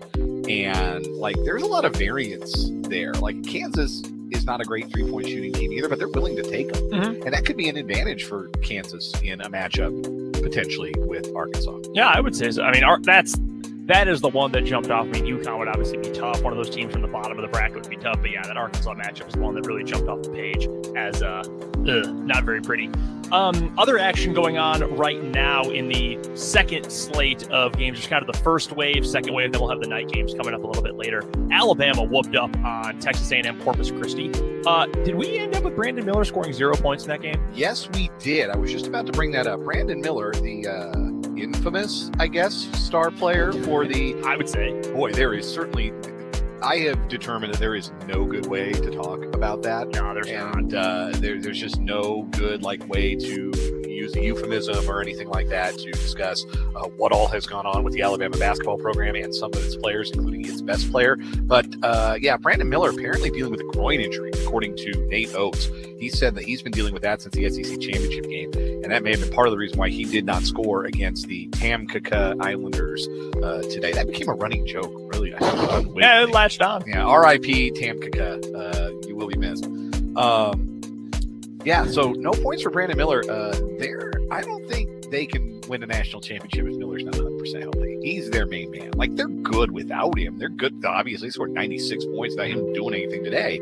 But, when they get further into the tournament, they're going to need their best guy to be their best guy. And that's potentially problematic for the Crimson Tide. I will go as far as to say they have absolutely zero chance of winning a national championship without Brandon Miller or without Brandon Miller playing well. I mean, and you take any team, you take off an All-American. I don't think you're going to, if KU had to go without Jalen Wilson for a game, I would not feel all that good.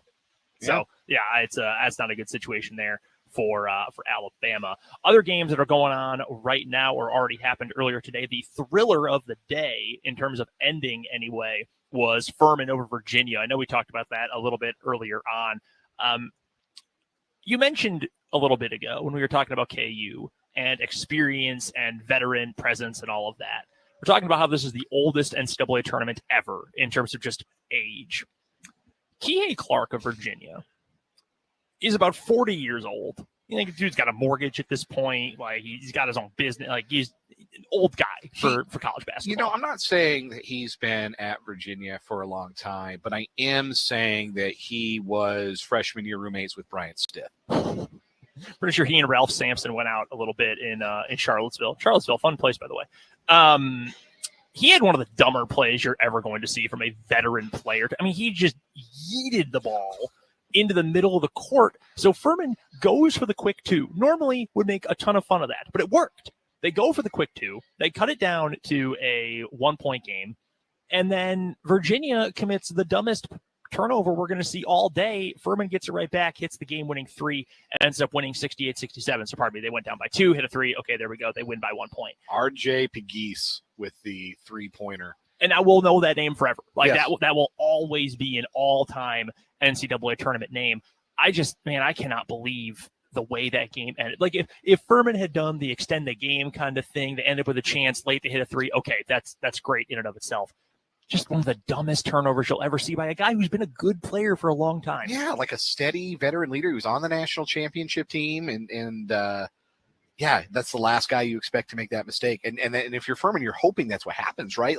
They weren't fouling. They were going either for a tie-up or hoping he'd throw the ball away. And he just flung it down the field like Nathan Peterman against a 8-man rush, just backfooting one blindly to a safety standing at the 50-yard line.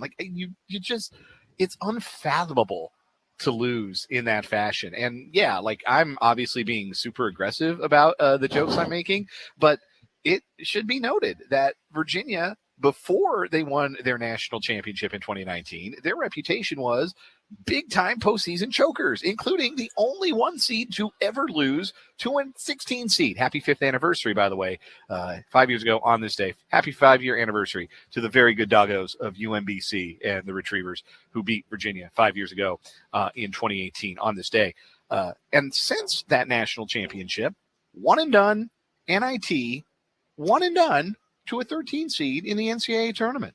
So, like, I don't want to call that championship a fluke in 2019 because they were the best team in the country that year. They went 35-3. They had a bunch of NBA guys. Like, that was a championship caliber team. But I think the question now, you have to resume asking it about Virginia. Like, are they really built the way they play, the players they recruit, the way they're coached? Are they really built for March success? And the only data point you have is like the strongest possible data point, right? They won a national championship. But how come it goes so wrong for them every other time they get to the tournament? Well, I mean, not to create a painful parallel, but does that sound a little bit like the fact that they were the best team in that country, that their run was not a fluke. They had all this talent, Ty Jerome, Kyle Guy, you had DeAndre Hunter, like you had all these talented pieces. That team that year was not a fluke. But one run to a championship and waves of disappointment and letdowns and all that, does that remind you of anyone else? Possibly a team we cover that plays at the Truman Sports Complex? I do not believe the 14 and 15 MLB seasons were flukes. Those Royal teams were very good. They were well managed. They had a lot of talent. They had the best bullpen of all time. What's happened since and what happened in the 30 years prior? Yeah. Kind of similar. Not, and that's not even an insult. Like, those teams won. They won. Virginia won a championship. The Royals won a championship. They played for 2. But the little mirror right there. Although at least Virginia's gotten to the postseason. But yeah, not to take too many shots. We got Royals baseball just a couple weeks away at this point.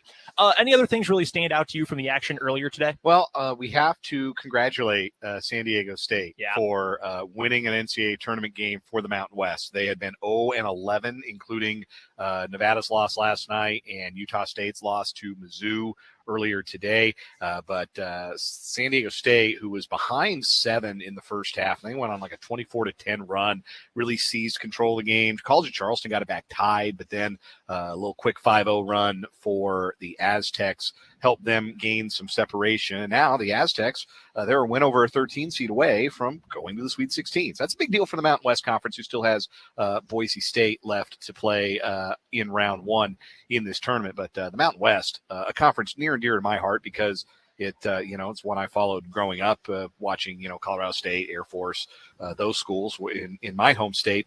I'm glad to see it have a little bit of tournament success. The other thing that bears pointing out is that Arizona, a popular pick to win the national championship, my pick to win the national championship, they are still in a dogfight with Princeton with 8.5 minutes left, only up 8, and they've been held to 49 points. So whatever Princeton is doing defensively, they have thrown a wrench into the gears of what Arizona wants to do, and they haven't been able to get it to their big men as easily as they were early in the game when they really got out to a big lead. The other game, by the way, that we should touch on here, Maryland beats West Virginia.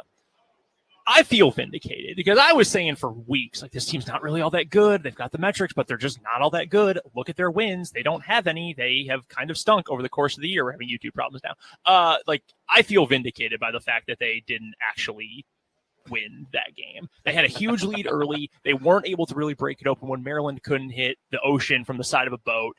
And I'm really not surprised. Also, we ended up with another situation where West Virginia had the ball at the end of a game in a clutch situation. That has not gone well for Bob Huggins' teams in a long time. No, historically, that has created some of the worst possessions in the history of the sport.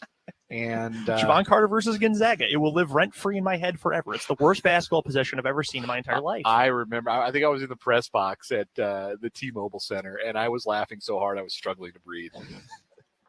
Just impossibly bad basketball. So, yeah, shout out to Maryland. They got a big win earlier on today. We've got just half an hour left on 580 Sports Talk. We're off early for the women's NIT. So we'll come back. We've got headlines and a final word coming up after the national and local news here on 580 WIBW.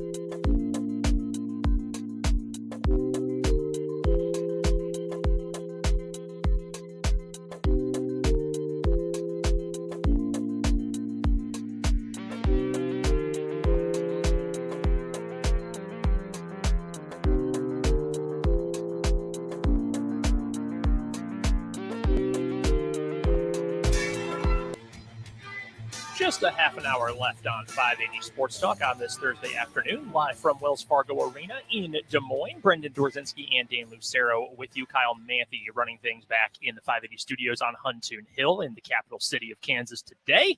We're off at 5:30. We've got some women's NIT action coming up tonight. The K-State women will be in action in the first round of their postseason run, so we are off a little bit early. We've got our 580 Sports Talk headlines and a final word coming up for you before we get off the air today.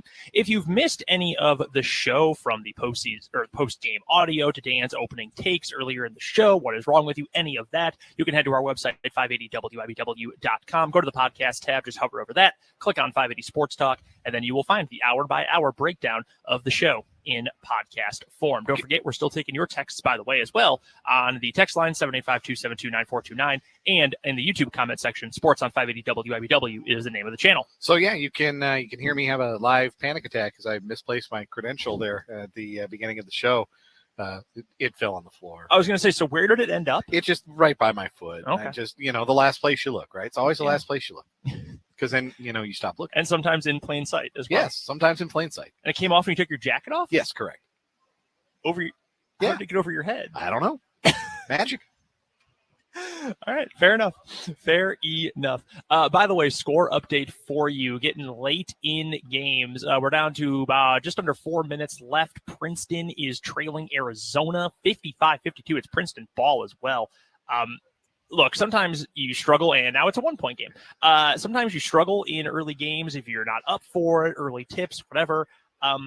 With 3.5 minutes left, there's really no reason for Arizona to be in a 1-point game with Princeton. There's really not. I'm sure Fulton back in Topeka is freaking out because you know how much he loves Ivy League basketball, as the Ivy League team has it again. There's no excuse for this for Arizona. No, this is really bad. And it also reflects poorly on people who pick them to win the entire national championship. People like, I don't know, me. So Arizona should consider right now, as they're out there on the floor in Sacramento, that they're embarrassing me. I feel somewhat vindicated because I had Arizona getting knocked out in the second round. Unfortunately, the team I had beating them also lost earlier today. That was Utah State. Also, the game going on here in Des Moines, Illinois is now down by, at last check, 15 points to Arkansas. So it is shaping up like it is going to be in Arkansas versus Kansas. Second round game coming up on Saturday. Don't know what time that would be as of yet. Man, the tension in the media room here in Des Moines, you could cut with a knife. It is unbelievable right now. I missed this. I kind of missed, you miss this feeling. A lot of people, circling around a TV, waiting for a game to play out a certain way. Some people are just excited about a good basketball game. Some people are have a little more tense. Some interest. I know your bracket has Arizona. Did you have some significant interest on this game too? Did not. No. Okay. I Smart did pick. not. No. I don't believe I did either. My dad texted me earlier today, showed me his bracket before the game started. He too has Arizona winning the whole thing. I got a text from him at halftime in this game. It was a 1-point game at halftime, and he said, "I hope Arizona loses so I can stop watching." Just be out on the tournament entirely if Arizona gets beat in the first round. That's a tremendous dad quote. It really is fantastic. By the way, I can update you. Oh, that's a different score. We're having some internet connectivity issues, so I don't have super updated scores for everyone. It's 51-36. Arkansas up on Illinois with under 12 minutes to go. Yeah, it had been as close as 5 points, I believe. Illinois started the half brightly, and then Arkansas made a big push and took their largest lead of the game at 15 points. So it's down to 13 now. But, it is looking like the Hogs are in control. Illinois shooting just 30% from the field. That is disgusting. What an unpleasant Illinois basketball team. Yeah, I know that I'm not exactly going out on a ledge here saying Arkansas is going to win a game they're up by 13 points in the second half with. But like, this Illinois team has been so uneven all year. They've had some really impressive wins. They beat Texas earlier on in the year. They've also had some extremely unimpressive losses, and it's a team with weird energy. And I think people who follow the team, people who cover the team would say the same thing, that like, if that team made a run to the Elite Eight or even beyond that, you can see it with the talent. Matthew Meyer, TJ Shannon, a couple of former Big 12 guys from Baylor and Texas Tech, respectively. Dane Danger, another guy who has transferred previously from Baylor to Illinois. I mean, they've got talent, but they've been kind of soft all year. They've been kind of unreliable. And speaking of unreliable, Arizona is now losing. 2 minutes to go, and Arizona is losing to Princeton. And we're not talking like peak of the Princeton offense, Princeton here either. Well, they are carrying the spirit of the dearly departed Pete Carroll. That's true. We cannot provide you play-by-play of this because there are rights restrictions that we cannot break. Not allowed, but we can react. Yeah, I like having a job, so I'm not going to break those rules. But there will be some reacting. There was a jump ball. Arizona has possession with 97 seconds left, losing to 15-seeded Princeton. They can't make a shot. They look like they cannot make a shot. No, but in fairness, not only can they not make a shot, they also can't get a rebound, which is wild because Arizona's whole thing is like giants walking the earth, right? Yeah, Ballo and Tabellis, guys like that, and those guys are like coughing the ball up left and right. These like future CPAs running out there for Princeton are taking their cookies every possession. You know who's probably miserable? Bill Walton. After the entire Pac-12 tournament talking on TV nonstop about how Omar Ballo is the second coming of Karl Malone on the court. Now his team is losing. Abysmal turnover by Kirk Kriisa, maybe the most overrated point guard in America. Why did I pick this team to win a game? See, that's the beauty of both being able to react to this and also now having the video stream on YouTube is we can see Dan like stretching out, taking deep breaths. Oh, this is tremendous. Like I will. I'll post video of me lighting my bracken on fire in the safety of our hotel room later tonight if Arizona loses this game. For real, that'd be great. Okay, now I'm kind of rooting for this. That'd be great content. We'll put that all over all of our social media. We do have some headlines we have to get to. And again, we can't just give you full play-by-play of what is going on. So let's get to some of our 580 Sports Talk headlines today. What is going on around the world of sports? Let's just run you through the scores from around the NCAA tournament. Obviously, the game we are here covering in Des Moines, KU, they knocked off Howard in dominant fashion by 28 points, 96-68. Bit of a slow start, but KU looked awesome in the second half. So the Jayhawks are moving on to the second round. They will play either Illinois or Arkansas. Arkansas is up by 17. They're probably going to beat Illinois with just 10 minutes left in that game. Other action that happened already today, games that have gone final, a controversial end down in Orlando. San Diego State beating the College of Charleston 63-57. Some people probably pretty mad about that. I'm not going to say who, but it's definitely me. Alabama, also from the South Regional, they took care of Texas A&M Corpus Christi 96-75. Missouri going on to the second round of the tournament for the first time in over a decade. They took care of Utah State 76-65, continuing the miserable stretch over the last few years from the Mountain West, even though they did get a win today. Furman on a near buzzer beater defeats Virginia 68-67, and Maryland beat West Virginia 67-65. So that is all your action that has already occurred and it's gone final today. Next game is coming up at 5:50. It'll be Auburn versus Iowa. 20 minutes after that, Oral Roberts takes on Duke. The games upcoming here in Des Moines, they will feature Colgate versus Texas. That game just before 6:30, and the nightcap tonight, Penn State taking on Texas A&M in the 10-7 game from the Midwest Regional. We're down to 50 seconds, by the way, and Arizona is still losing. Arizona has 8 to shoot. I don't think they've run a play in the last 7 minutes of basketball. I'm kind of hoping we get some major Kerr Kriisa disaster class action here. And now both teams are out of timeouts. This is great. Yeah, Arizona called their final timeout. What's Tommy Lloyd cooking here with 8 on the shot clock, down a point to Princeton? They don't know what to do. It's what is that movie? Where they just don't know. Get it to Tabellis. It's Princeton ball. It is Princeton ball up a point. You got to play it out if you're Arizona, don't you? I think you have to at this point. This is probably a bad time to ask what's the worst tournament bracket loss you've ever had. Oh, this would not be the first time I lost my champion on the first day. I multiple times picked Georgetown to win multiple games in the tournament. That never ended well for me. I believe one year I had St. John's and Georgetown to win multiple games. And we've got free throws for Princeton with 21 seconds left.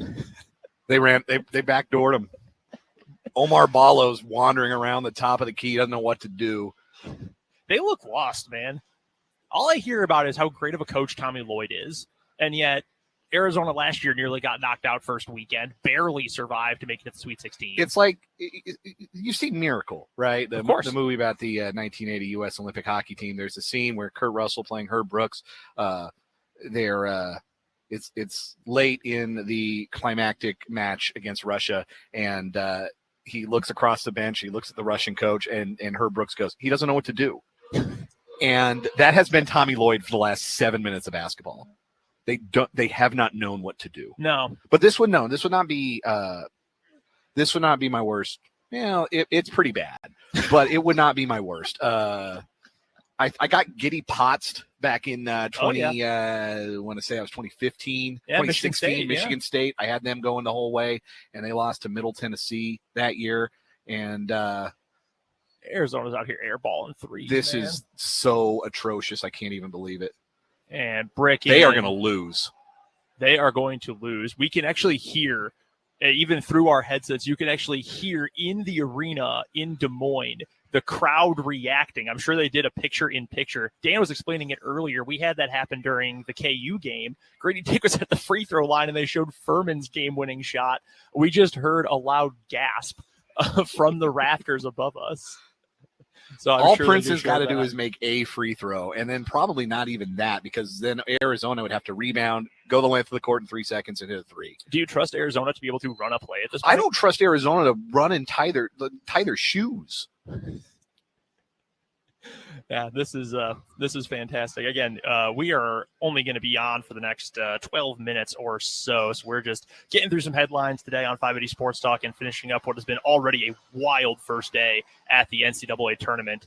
And Princeton, thanks to knocking in he tried to miss it. I think he intentionally tried to miss a free throw. Hit it that off or it was backboard and it bounced through good. That or it was a really bad free throw. This is very funny. Arizona was a 2 seed and a very popular pick to win the national title, and they're going to score 55 points, get knocked out on the opening day by an Ivy League school. It's hard to enjoy. I know Fulton's a big Ivy League guy. I don't know why. It's hard to enjoy. Our Ivy League team's really the underdogs. They're all going to go make much more money than the average person. The game is officially over now, by the way, and we can now have any sort of reaction we want. Princeton just beat Arizona 59-55. I do not want to hear a word about the Pac-12 ever again. Tommy Lloyd for prison.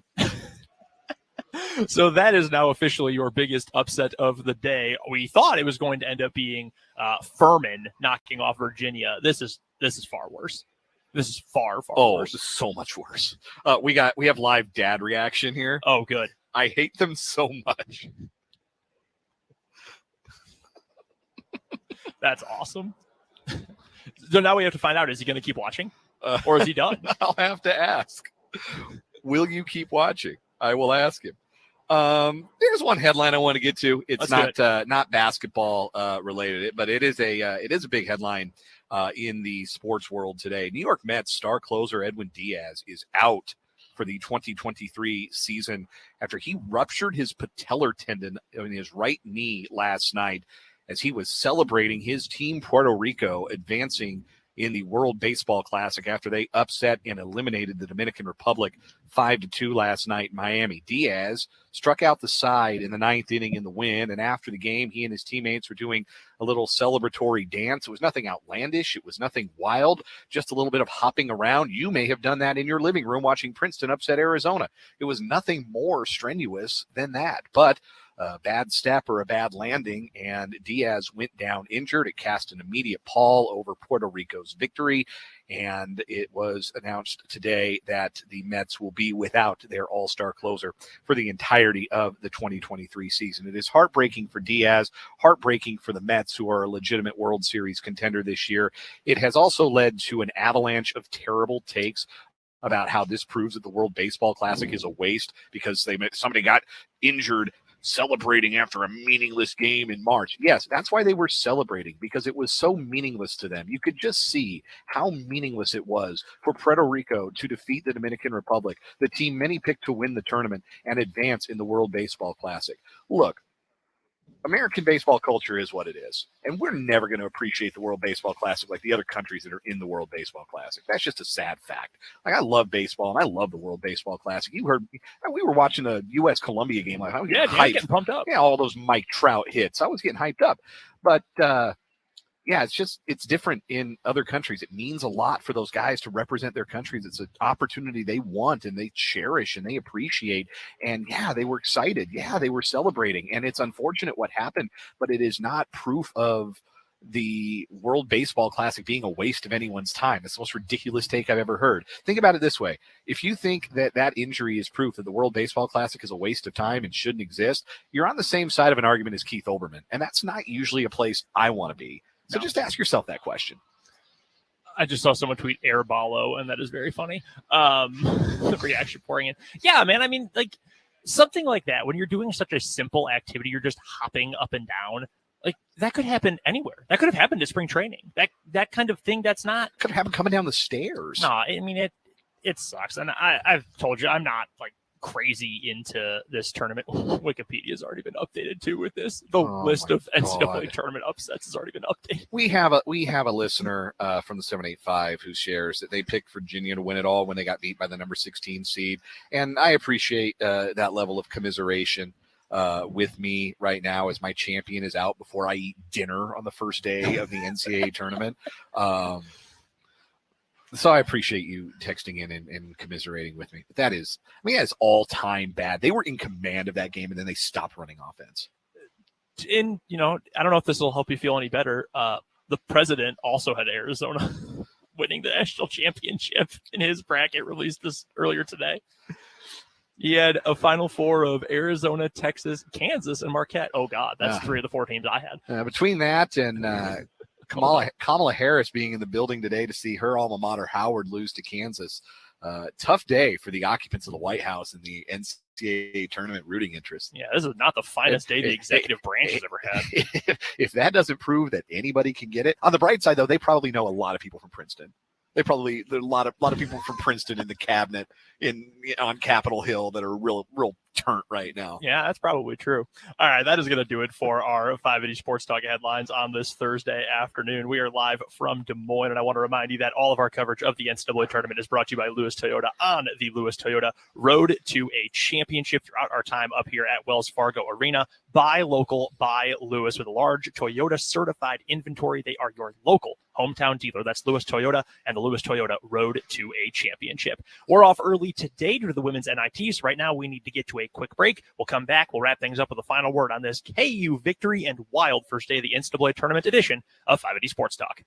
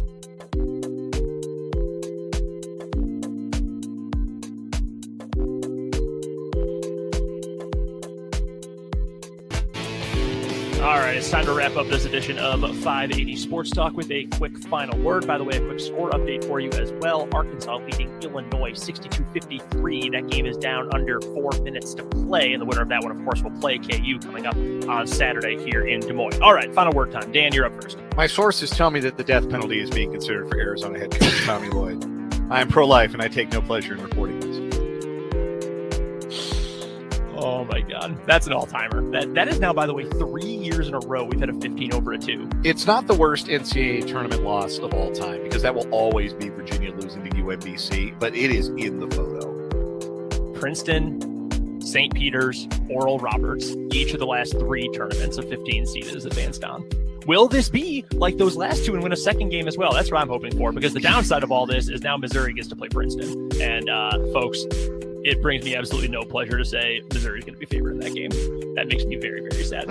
Real quick final word for me before we get out of here. Impressive win for the Kansas Jayhawks today. Every single piece fits together so perfectly. When they are clicking, they are still the best team in the country. They just need everyone to click. And for the final 30-ish minutes of this game today, that's exactly what they did. McCullough defending well, scoring the easy buckets. Grady Dick being aggressive. DeWante Harris especially being aggressive. Oh, and by the way, you've got a consensus All-American and Jalen Wilson as well. As long as all those pieces fit together, KU can beat anyone. And boy, they're going to have their hands full with probably Arkansas, possibly Illinois too, coming up on Saturday. That does it for this shortened edition of 580 Sports Talk. We're going to send it to the K-State Radio Network coming up here at the bottom of the hour. They will have coverage of the women's NIT. We will be back tomorrow coming up at 3 o'clock as we get ready for this Saturday's action. Of course, we'll be live reacting to games as well throughout day 2 of the NCAA tournament. So until then, in Des Moines, we will talk to you at 3 o'clock tomorrow. For Dan Lucero, I'm Brendan Brzezinski. You've been listening to a shortened edition of 580 Sports Talk.